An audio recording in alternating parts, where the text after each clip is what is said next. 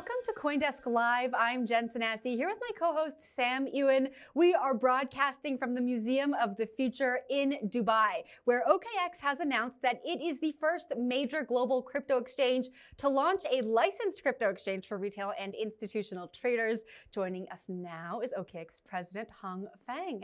Good evening. Good evening. Thank you for having me. Of course. Thank you for being here. First of all, congratulations. I've been congratulating all the OKX folks we have on this programming. But I want to talk about OKX, your vision for the future. I know you've talked a lot about your plans to build locally and build responsibly, not only in the Middle East, but across the world. Talk to us about what that looks like.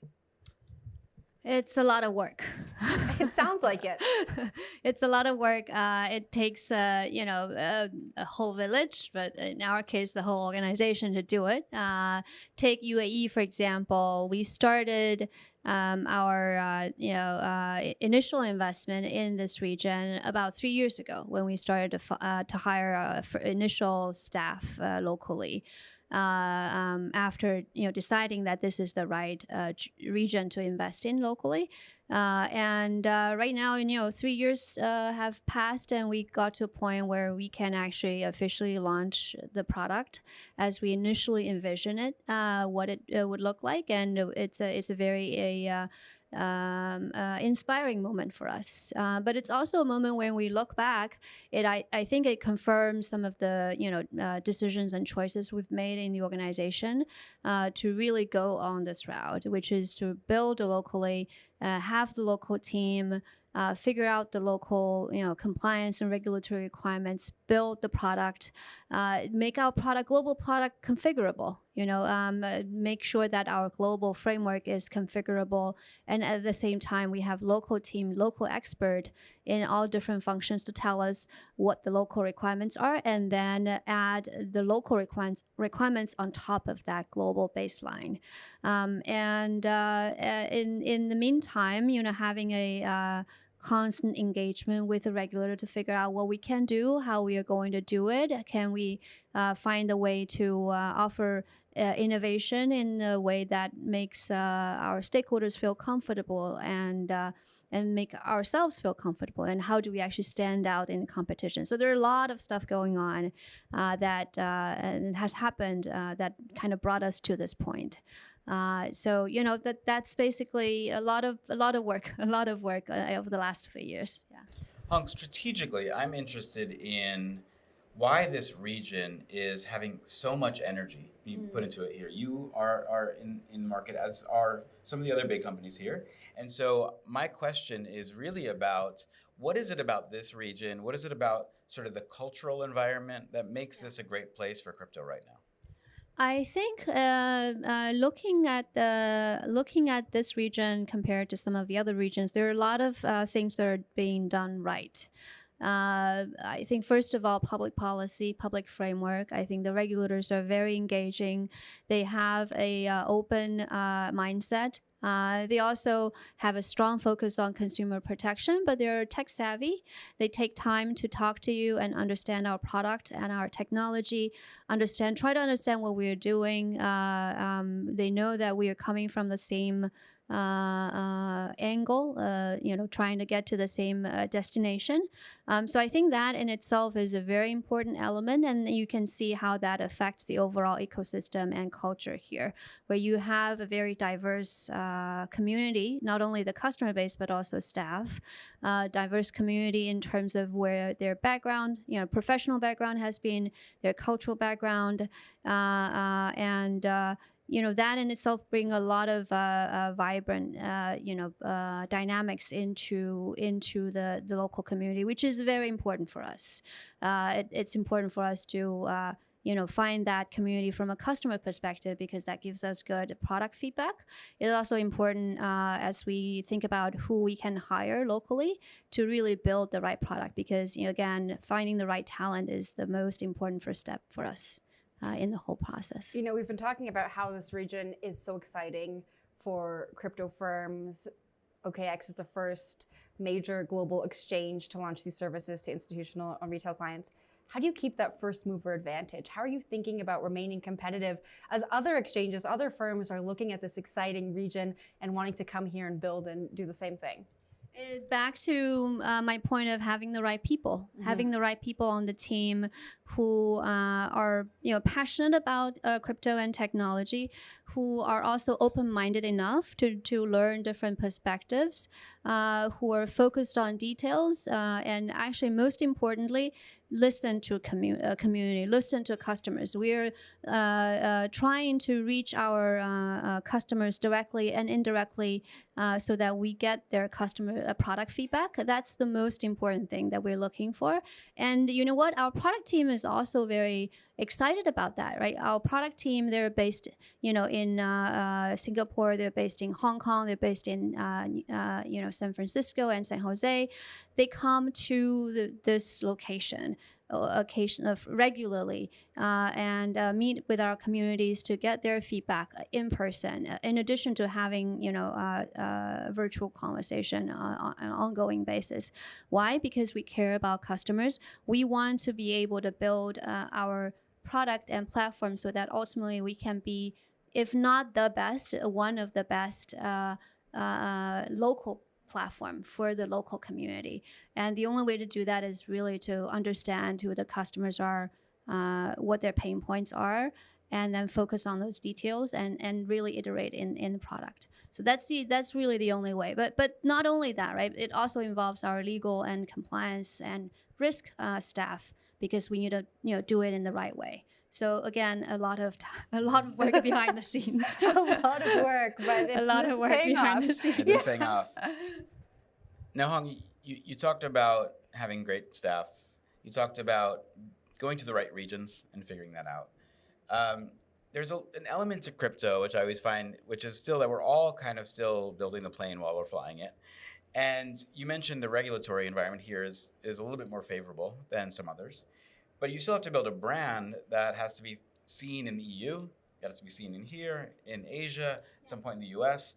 So tell us what it's like to sort of navigate those different regulatory environments while also trying to maintain kind of a consistency in the brand voice and how you're showing up for consumers, because maybe they can't use OKX the same way in two different regions.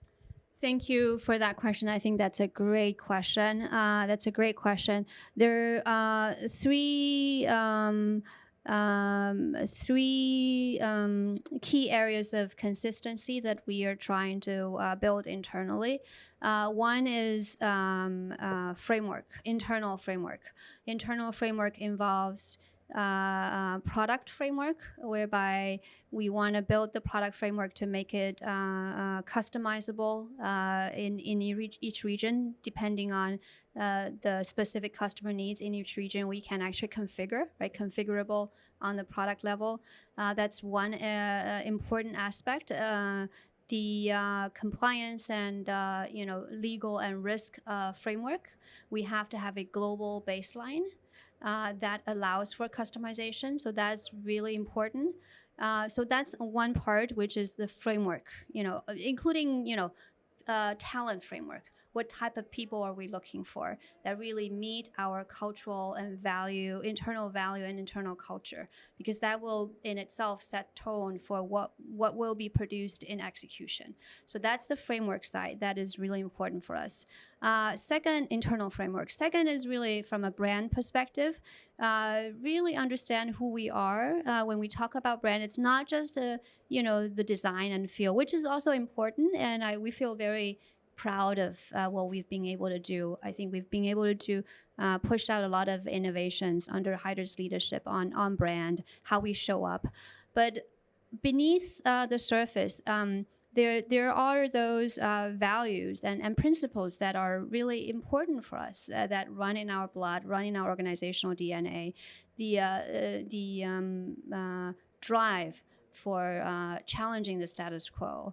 The ability to stay unsatisfied with who we are, but at the same time try to do the right thing, right? Have a framework and have some anchor where we can do the right thing, be the long-term player, have an open mindset, keep working, keep the hard work, and don't give up if there are setbacks, persistence. All those things, those values that we really hold dear to our heart, have been implemented in our real-time execution internally, but also in our brand partnership that we have been investing in over the last 3 years. And those are important as we kind of reflect those in how we actually execute in details in both our product and operation and our efforts externally in brand partnership and how we show up with our partners. I think that's actually important. So that's the second element in addition to, internal framework. And then, the thirdly is really how we carry ourselves with regulators, with our, different stakeholders in the community. That also, it's show, not tell. It's about, let the word act speak for itself. And I think that's where we really value and try to hold ourselves to that standard by actually doing things that we think are important, doing it before we talk about it, putting it into productized format, technology, so that it's less easy for it to be compromised. It's harder to be compromised. So I think those pieces are a really important anchor for us as we think about how we actually show up as a brand. Those are the things that actually happen behind the scene, and we continue to really invest in those areas. You mentioned really paying attention to your customer. I know the customer is also very important to the regulator here. When we think about consumer protection, it really is all about your customer, your users. How are you thinking about supporting these users so that they can make informed decisions while they're onboarding to the platform after this launch? I think on the one hand, it's about us investing in internal control, in compliance risk and corporate governance framework, and have proper checks and balances in place. That checks and balances have to be in place between different departments and also between the local and global function, so that no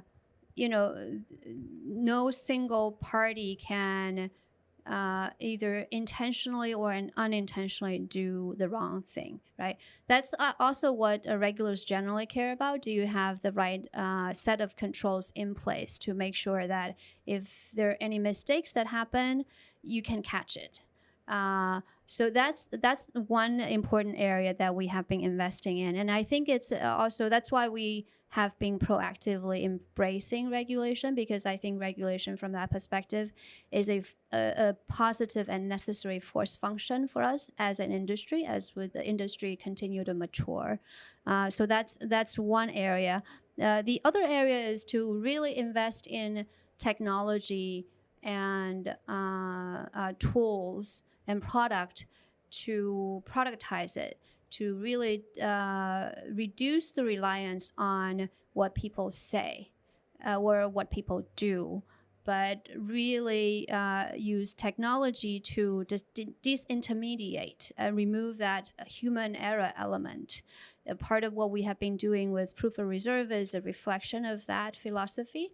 We also continue to invest in self-custody wallet and try to give that option to our customers in a more friendly way. That's also another way to try to remove ourselves as a platform from that equation and give that empowerment and ownership to the customer. There are always ways that we can do within our organization, as well as in partnership with our stakeholders, community, KOLs, to really educate and help people understand what is the technology entails and what risks are entailed. But it's long term, it's always better to build some of those into the product, so that we, again, do not rely on individual educators, bringing it to the right audience, but just really make it available and abstract the technology out of it. But that, I think, in itself takes a lot of consistent investment from not only us, but also other industry participants, entrepreneurs, to really develop it. Hong, final question. You're the president of OKX. Tonight is a crazy night. Kudos to you and the team for launching. Here in the Middle East, do you get to sit there and savor it, or is it tomorrow on to the next challenge? Both. It's been our honor and pleasure to really have an opportunity to celebrate, and I think our partners, stakeholders, and particularly our teams need that celebration, moment of celebration.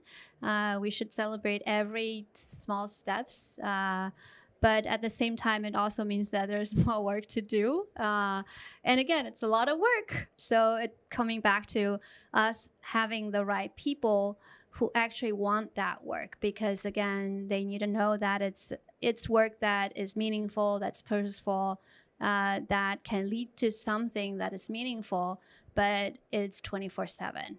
How do you actually continue to motivate yourself to work as a team and deliver in the right way? I think that's a constant challenge, and that we need to figure out internally, and that is a very rewarding challenge for us. And I feel proud that we have a great team here. So, but again, thank you for having me and giving me this opportunity to share our internal story here. Of course. Thank you for joining us, and congratulations again. We hope you get to enjoy the evening at least before you get back to work tomorrow. For sure. It's a great venue. Yeah. All right. Thank you for watching. That was OKX President Hong Fang.